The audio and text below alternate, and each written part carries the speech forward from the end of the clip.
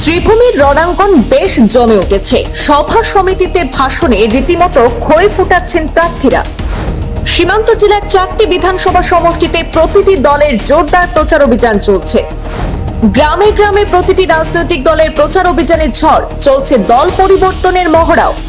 পাথারকান্দি, রামকৃষ্ণনগর, উত্তর করিমগঞ্জে দ্বিমুখী লড়াইয়ের সম্ভাবনা। আলোচিত দক্ষিণ করিমগঞ্জে ত্রিমুখী লড়াইয়ের ক্ষেত্রে পরিণত হয়েছে। এপ্রিলের প্রথম দিকে জেলায় আসছেন প্রতিটি রাজনৈতিক দলের শীর্ষ নেতারা। আগামী 2 এপ্রিল পাথারকান্দিতে আসছেন অমিত শাহ। দক্ষিণ করিমগঞ্জে তৃণমূলের সায়নী ঘোষ, ইউসুফ পাঠান, কংগ্রেসের গৌরব গগৈ সহ অন্যান্যরাও আসছেন। ইকবাল আজিজ, শামীম ও শিহাবের লড়াইয়ে জমে উঠেছে দক্ষিণের রাজনীতি। পাথারকান্দিতে কৃষ্ণেন্দু পালের পক্ষে ঝড় তুলেছেন বিজেপি কর্মীরা। বিজেপিতে ভিড়ছেন ঝাঁকে ঝাঁকে সংখ্যালঘুরা। খাসতালুক বিনোদিনীতে আজিজ খান শিবিরেও ভাঙনের তথ্য সামনে এসেছে। এক ঝাঁক সংখ্যালঘু ভিড়তে পারেন মিত্রজোটে। উত্তর করিমগঞ্জের সুব্রত বনাম জাকারিয়ার মধ্যে হাড্ডাহাড্ডি লড়াইয়ের ক্ষেত্র তৈরি। ডিলিমিটেশনের পরেও উত্তর করিমগঞ্জ আসনে বিজেপির সংখ্যামুক্ত নয়। 30,000-এরও বেশি সংখ্যালঘু ভোট ভাবাচ্ছে সুব্রতকে। উত্তর করিমগঞ্জে কংগ্রেসের ত্রাস হতে পারেন এআইইউডিএফ এর প্রার্থী ওসামা মবরুর চৌধুরী। নির্বাচনের আগে আরেক দফা বদলাচ্ছে প্রতিটি রাজনৈতিক দলের সমীকরণ। আগামী 5 বছরে আসামের মসনদ দখল করবে কে? আগামী 5 বছর নিজের এলাকার প্রতিনিধি কে হবে? কোন দল আগামী 5 বছর জনগণের জন্য কি করবে? উন্নয়নের ফুলঝুরি এবং স্থানীয় ইস্যুকে হাতিয়ার করে চলছে নির্বাচনে প্রচার অভিযান। শ্রীভূমি জেলার দক্ষিণ করিমগঞ্জ এবং রামকৃষ্ণনগরে এবার বেশ চর্চায় বহিরাগত ইস্যু।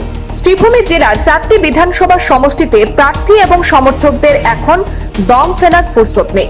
উত্তর করিমগঞ্জ বিধানসভা কেন্দ্রে দুমুখী লড়াইয়ের ক্ষেত্র তৈরি হয়েছে। বিজেপি প্রার্থী সুব্রত ভট্টাচার্য এবং কংগ্রেসের জাকারিয়া আহমেদ পান্নার মধ্যে মূল লড়াই হবে তা বাস্তব চিত্রই বলে দিচ্ছে। শ্রীভূমির শহর সন্নিবিষ্ট এই আসনে 30,000-এর বেশি সংখ্যালঘু ভোট থাকায় কঠিন চ্যালেঞ্জের মুখে পড়তে পারেন বিজেপির প্রার্থী সুব্রত ভট্টাচার্য। এই কথাটি স্বীকার করেছেন খোদ আসামের মুখ্যমন্ত্রী ডক্টর হিমন্ত বিশ্ব শর্মা। কিন্তু সেই আসনে এআইইউডিএফ কোনো ফ্যাক্টরি নয়, লড়াইয়ের ধারে কাছেই নেই, কিন্তু অঙ্কে গোলমাল বাঁধিয়ে দিতে পারেন এআইইউডিএফ এর প্রার্থী ওসামা মবরুর চৌধুরী। একটি সূত্রে প্রকাশ, জেলা সদর সন্নিবিষ্ট এই আসন নিয়ে জেলা বিজেপির রয়েছে গোপন রাজনৈতিক পরিকল্পনা। এদিকে পাথারকান্দিতে সংখ্যালঘুরা চিন্তা বাড়িয়ে দিয়েছে কংগ্রেসের। বিজেপি প্রার্থী মন্ত্রী কৃষ্ণেন্দু পালের হাত ধরে বিজেপিতে ভিড়ছেন ঝাঁকে ঝাঁকে সংখ্যালঘু ভোটাররা।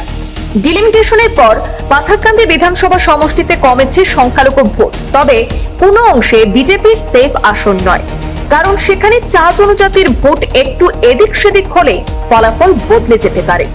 কংগ্রেস প্রার্থী কার্তিক সেনা সিনহা বিজেপি প্রার্থী কৃষ্ণেন্দু পালের বিরুদ্ধে হাওয়া তুলতে মরিয়া প্রচার চালিয়ে যাচ্ছেন। বহিরাগত বনাম ভূমিপুত্র ইস্যু উঠেছে পাথারকান্দিতেও। আগামী 2 এপ্রিল বিজেপি দলের হয়ে পালে হাওয়া তুলতে পাথারকান্দিতে আসছেন খোদ স্বরাষ্ট্রমন্ত্রী অমিত শাহ। 2 এপ্রিল শ্রীভূমি জেলার রাজনৈতিক পরিবেশে উষ্ণতা আরো বৃদ্ধির সম্ভাবনা রয়েছে। শ্রীভূমি জেলার দক্ষিণ করিমগঞ্জ আসনে এখনো পর্যন্ত ত্রিমুখী লড়াইয়ের সম্ভাবনা দেখা গেলেও যে কোনো সময় চিত্র বদলে যাওয়ার সম্ভাবনা রয়েছে। দক্ষিণ করিমগঞ্জের রাজনীতিতে নতুন সমীকরণ সৃষ্টি করার পাশাপাশি সব প্রার্থীর অঙ্ক জটিল করে দিয়েছেন তৃণমূল কংগ্রেস প্রার্থী আজিজ আহমদ খান রানু। মিত্রজোটের প্রার্থী ইকবাল হোসেন দক্ষিণ করিমগঞ্জের মাটি আঁকড়ে ধরেছেন। প্রায় 2 লক্ষের অধিক সংখ্যালঘু সম্প্রদায়ের ভোট থাকায় বিধানসভা সমষ্টিতে কংগ্রেস দল ভালো অবস্থানে থাকলেও কংগ্রেস প্রার্থী বহিরাগত ইস্যু এবং পঞ্চায়েত ভোটের টাকার বিনিময়ে প্রার্থিত্ব বিক্রির অভিযোগে অস্বস্তিতে পড়েছেন। এই 2 ইস্যু এবং এআইইউডিএফ প্রার্থী হাজী শিহাবুদ্দিনের প্রচারে হায়দ্রাবাদের সাংসদ আসাদুদ্দিন ওয়েসের আগমনের কথা রয়েছে। এআইইউডিএফ প্রার্থী যত বেশি ভোট টানবেন তত অস্বস্তি বাড়বে কংগ্রেসের। সব মিলিয়ে মূল লড়াই থেকে ছিটকে পড়ার প্রবল সম্ভাবনা রয়েছে কংগ্রেসের। রামকৃষ্ণনগর বিধানসভা কেন্দ্রে এবার কিন্তু সিটিং বিধায়ক বিজয় মালাকার হেসে খেলে জিততে পারছেন না, তা এক প্রকার স্পষ্ট হয়ে পড়েছে। যদিও এখন পর্যন্ত বেশ কয়েক কদম এগিয়ে রয়েছেন বিজয়বাবু। বেগ পাওয়ার কারণ হলো জেলার মধ্যে বহিরাগত ইস্যু সবচেয়ে ভারী হয়ে উঠেছে রামকৃষ্ণনগর বিধানসভা সমষ্টিতে। সেখানে কংগ্রেস প্রার্থী করেছে স্থানীয় ভূমিকন্যা সুরুচি রায়কে এবং এআইইউডিএফ প্রার্থী করেছে ডক্টর অনুপ কুমার দাস তালুকদারকে।